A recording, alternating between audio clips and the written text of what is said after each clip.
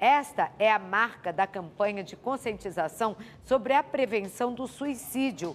De acordo com a OMS, Organização Mundial da Saúde, cerca de 10% da população mundial sofre com transtornos mentais, o que corresponde a aproximadamente 720 milhões de pessoas. O Brasil é o país que lidera esse ranking de ansiedade, de depressão na América Latina.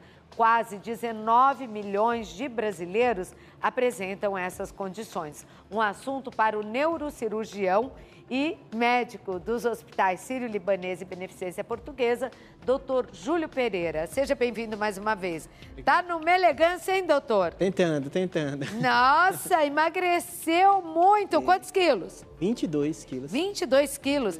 Até chega uma hora que a gente tem que decidir. E o cérebro obedece? Obedece. O meu eu te falei, né? Teve que ser com remédio, né? Mas não tem jeito, cada um tem a sua... Tem uma coisa, mas saúde, né? Dizem que quando você coloca na cabeça... Com certeza, soma. Isso soma, ajuda.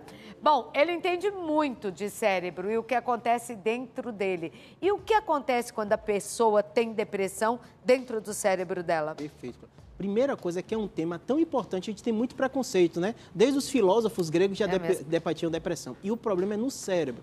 Primeiro aspecto é tirar o preconceito, é uma doença como outra qualquer. Da mesma forma que seu coração, seu intestino pode falhar, o pulmão, o cérebro também pode ter algumas falhas. E a depressão, a gente tem até algumas ilustrações mostrando. Vamos mostrar. A gente já sabe. Pode colocar a ilustração, pode continuar, doutor. Então, nós temos uns ilustras, pode colocar para mim, para o doutor Então, o que acontece? Hoje a gente já sabe que nosso cérebro, ele mexe com vários neurotransmissores. E hoje em dia a gente já consegue fazer exames que vê a pessoa com o cérebro funcionando. Aí nós estamos fazendo já mostrando... de uma pessoa deprimida, do lado de cá, e o de cá uma pessoa não deprimida. Você vê que vários desses exames mostram o seguinte, várias áreas de hipoatividade num paciente que está deprimido.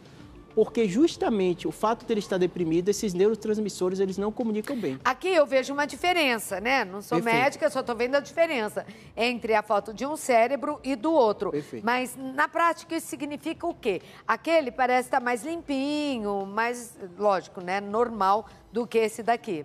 Perfeito. Então, o que acontece, Claudete? Esses exames, eles dão suporte em pesquisa clínica. Então, não é um exame que você vai no médico e ele pede para ver.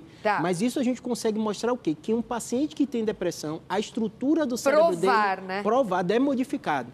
Porque o preconceito é tão grande com a doença de saúde mental, a pessoa acha que a pessoa não é forte, ela é fraca. Não, é uma doença. Ai, que frescura, levanta dessa cama, vai, sai pra vida. Não é assim, né? Não é assim, Claudete. E a gente tem as áreas do cérebro que são responsáveis por isso. Por isso que o médico junta os sintomas clínicos e esses sintomas clínicos somados com vários tipos de diagnósticos diferenciais, a gente consegue fechar. E é uma doença muito comum, Claudete. Por isso que às vezes o paciente estranho, neurocirurgião vai falar de depressão também? Claro, é uma doença que todo médico tem um contato muito forte. E que acontece lá, né? É no cérebro, é na cabeça da gente.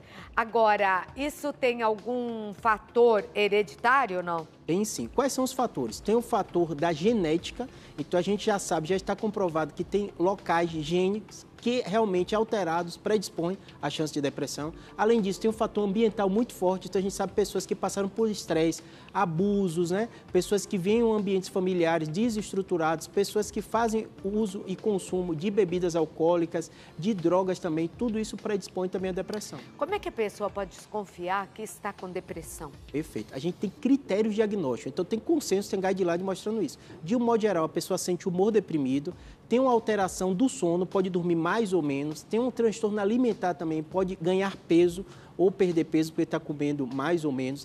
Ela tem falta de prazer nas atividades que ela antes tinha prazer. Então, sei lá, você gostava de cozinhar e de repente você para de cozinhar, não sente mais prazer em fazer aquilo, né? A pessoa geralmente falta motivação para ela, então ela se sente muito cansada. Ela fala, não sei o que aconteceu, eu estou cansado o dia inteiro. Independente da idade? Independente da idade. E existem gatilhos? Existem gatilhos. O gatilho geralmente tem um estresse. O que é que confunde, Claudete? A pessoa está passando por um problema ruim e vamos supor que você não tem essa tendência a ter depressão. A gente passa por um período de luto mesmo, a gente fica mal, a gente fica triste e depois de algumas semanas a gente melhora.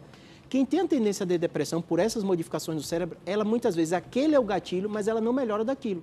E aí o médico, depois de algumas semanas com esses critérios clínicos, ele fecha o diagnóstico do paciente de depressão. E não é perigoso tomar remédio para depressão? Ou uma pessoa que toma remédio, né, que tem que tomar para curar a depressão, ficar tipo, viciada no remédio? Esse é um preconceito muito grande, Claudete. O que é que acontece? Os remédios de depressão são desde a década de 50, então a gente já conhece.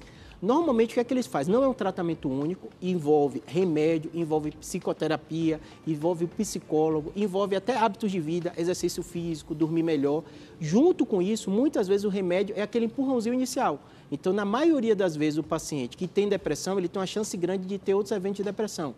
Eu lembro a questão de depressão, igual com dor crônica que você falou aqui, a gente falou aqui várias vezes, que quando você não trata a depressão, a chance de cronificar é maior. Quando você não trata a dor crônica, a chance de cronificar é maior. Então, se você tem esses critérios, procura ajuda. O médico vai dar aquele auxílio, fazer terapia, fazer uma série de fatores e muitas vezes o remédio também. E não vicia. Mas é também porque o cérebro acostuma com aquilo?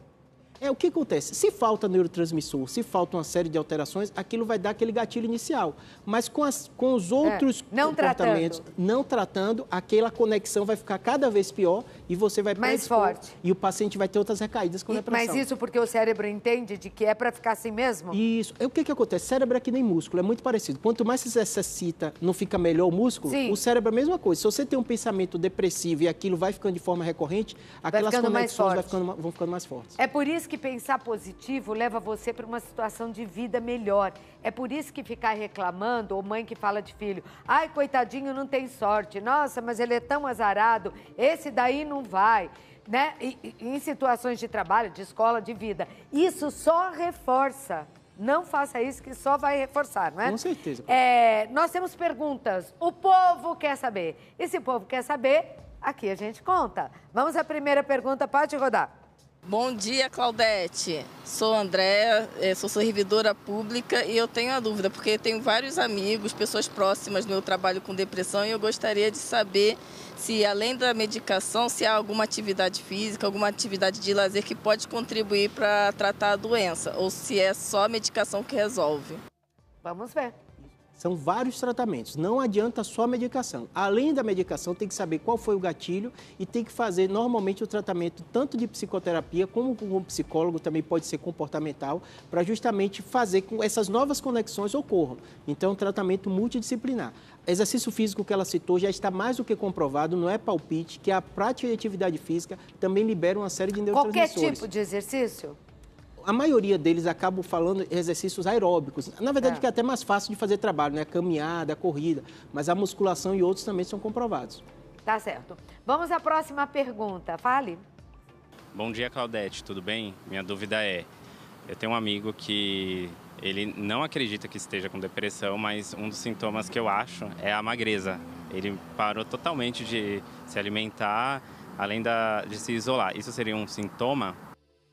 Seria assim, e entra nos critérios diagnósticos, alteração dos hábitos alimentares. Então, a pessoa geralmente até perde peso por causa disso ou ganha.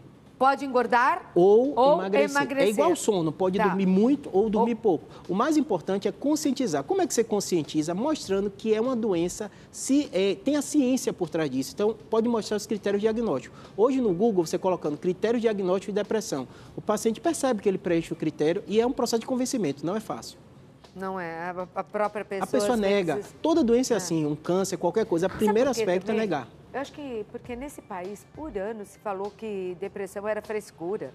Às vezes a pessoa tem medo de dizer, estou deprimido. E a depressão leva ao suicídio. E sabe o que é o problema, Claudete? A pessoa sofre, a família sofre. A mãe acha que foi algum problema na educação, o marido acha que é por causa dele, a esposa. E não, é uma doença como outra qualquer. Tem um motivo anatômico. Você trouxe uma caveira colorida hoje? Trouxemos. Tanto aqui como o cérebro. Por quê?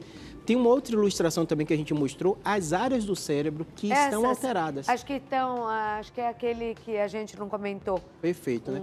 Isso, né? O que acontece? Essas são várias áreas que a gente chama do sistema límbico. A região da memória é muito afetada também quando o paciente tem uma queixa da depressão. E a gente tem ressonâncias até mostrando a atrofia, comparando o paciente que está deprimido. Por isso que tanta gente com depressão queixa que a memória não está legal, né? Afeta a memória. Afeta a memória. Outro aspecto é a região frontal. A região frontal é responsável pela tomada de decisão. Então, muitas vezes, o paciente e a família falam assim, ele está mais lerdo, o pensamento mais lentificado, justamente por isso. A depressão altera também essa região. E tem outra região que, às vezes, fica até hiperativa, que a gente chama da amígdala. Porque é como se tudo fosse hipertrofiado. Eu dou exemplo para os meus pacientes, às vezes eu estou tratando um paciente com tumor, ele está deprimido, a família não entende, acha que é a doença. Eu costumo dizer o seguinte, é como o paciente que fosse deprimido, ele está olhando o mundo de forma diferente. Um óculos, entre aspas, ruim. Então, tudo para ele, o pensamento é negativo, tudo ele acha que não vai dar certo, por causa dessa alteração no cérebro.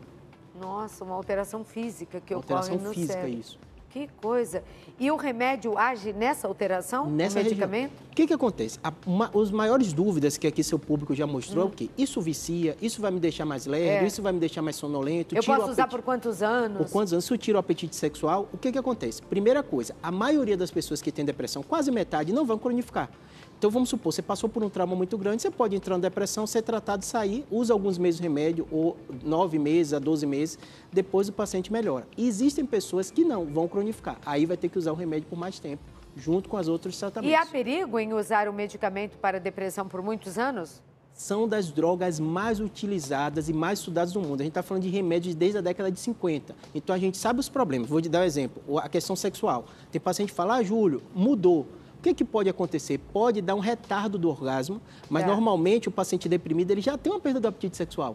Então, vai ser pior ainda, não vai ter nada, né? Isso, então ele começa a melhorar, vê que não está legal, só que muitas vezes é isso. Você precisa tratar a doença para ele começar a voltar à vida dele normal. Aí são fases de tratamento. E é perigoso, doutor, tomar, parar, voltar? Não, se acompanhado por médico, não. São remédios que na maioria das vezes eles não criam dependência, nem tolerância. Certo. Vamos a mais perguntas aí do nosso público, pode falar. Bom dia, Claudete. Meu nome é Denis. Eu já tive depressão e eu gostaria de saber quais cuidados eu deveria tomar para que a depressão não volte. Olha, é novo ainda, quer dizer, ela atinge a todos, né, Perfeito. doutor? Quem teve depressão tem uma chance maior de ter outros eventos, então ele está certo, ele tem que ter mais cuidado, mas quase metade não recorre, né? Tá. O que é que ele deve fazer? Controle do sono, prática de atividade física, se for possível, né, tiver condições econômicas para isso, ter um acompanhamento psicológico, porque ele vai criar estratégias. Problema na vida vai acontecer, não tem jeito, né? Não tem jeito. E quem tem uma tendência, ela tem que estar mais blindada disso. Como é que eu vou lidar numa situação de estresse? Esses são os principais aspectos. E uma coisa mais importante que ele falou, ele reconhece.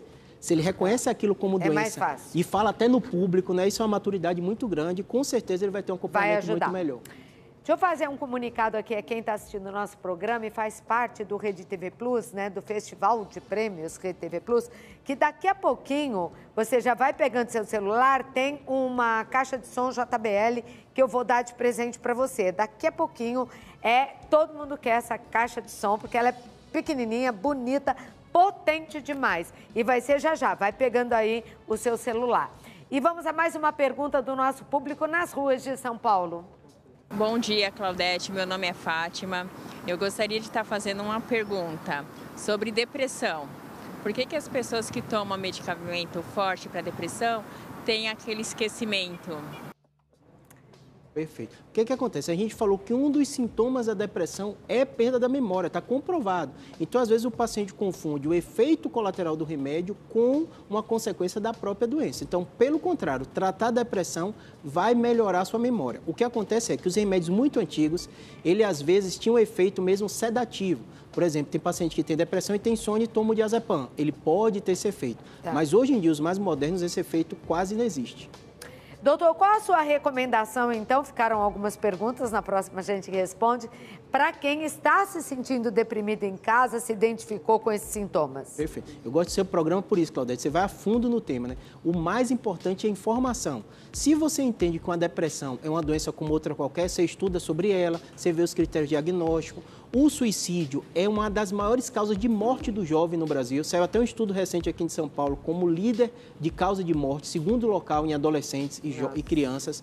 E o pai e a mãe, que eu sei que seu público tem muita avô, avó, é perceber. Notou que isso não é culpa de ninguém, não é porque ele é fraco. Procura uma ajuda profissional que ele vai conseguir estabelecer tem ou não tem e também dar essa ajuda para a família, que não é fácil. A família sofre e o paciente sofre. E agora você sabe, o neurocirurgião cuida disso também, não é? Com certeza, a gente lida muito, porque tem tumor, tem tanta doença, né? É verdade, tem que já começar a investigar e manda para o mesmo. psiquiatra, com certeza. É verdade.